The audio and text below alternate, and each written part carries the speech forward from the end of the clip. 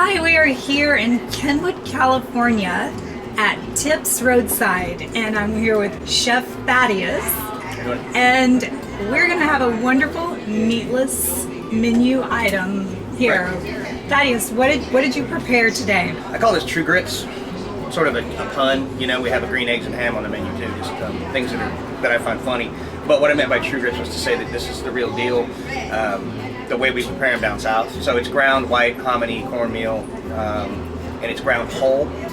Right, that means it has all the corn flour. Mm-hmm. It's not sifted like most like a box of cornmeal would be. Okay. So it kind of gives you this stickiness when you cook it. You know, there's the corn gluten sort of making sort of hearty and rich sticky. You know what I mean? Then we cover that with some cheddar cheese. Mm-hmm. Throw that up in the toaster. Get that all melty, right? Mm-hmm. We're gonna top it with a saute of smoked exotic mushroom mix. Here I think I have brown albas and some creminis and some royal trumpet.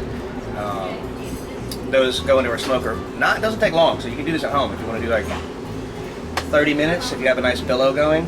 I can smell the it's going right. Smoker. You can see it going right there. It smells so great. It makes me hungry. So then we take our smoked mushrooms, lightly smoked, 30 minutes. That's all you need. Okay. Any longer than that, and because mushrooms are so porous, they're going to start to suck up a ton of smoke, and they'll actually be. If you smoke them too long, they'll be slightly off-putting. Right? It's too intense. But smoked a little, they start to take on that meaty characteristic you associate with barbecue. Right? Okay, that's a good tip. Yeah. So then we're going to saute that with butter, white wine, some brandy, some leeks, some spring peas, and season accordingly. Just salt and pepper. But that's the whole thing. And with the smoked mushrooms over the grits, you don't miss the meat at all. Even if you are a meat eater, this is probably geared toward people who are trying to cut out some of the meat. But if you're doing it for health reasons, but you still crave meat, this is completely satisfying. You don't need the meat on this one. And then we've also finished it with a few smoked tomatoes, which is taking a cherry grape tomato and essentially making it into like an oven dried tomato. But we do that in the smoker. Love it. Yeah. I love it. I love how you use the smoker. And I'm a Southern girl myself, and I know grits will stick to your ribs, as my mama says. Exactly. So this is going to be filling, and I don't think we're going to miss the meat. No. For all you meat eaters out there, try this at Tips Roadside. It's actually kind of based on an old New Orleans dish too.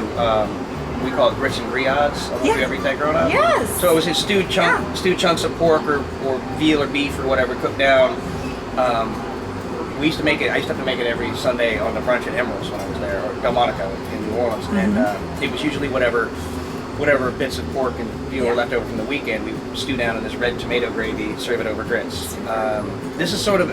I wanted to do an alternative to that because I wanted to show the New Orleans roots in our brunch menu here. Right. You know what I mean? And then I wanted to have a nice, rich, filling dinner entree item at night. So we run it all day long. You can get this morning and night. It's great for breakfast, brunch, or dinner. I love grits. It is definitely a staple of Southern. Yes, it is. What we were going for. It doesn't hurt that there's plenty of butter. Oh. This is incredible. The tomatoes, you're right.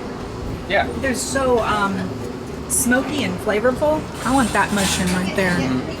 Sorry, I'm entering your territory. I know that's your side of the skillet. Thaddeus, thank you so much for sharing this with us. I'm going to try to recreate this at home. Thank you for having me in. Thanks for coming in. All right. Appreciate y'all. Thank you.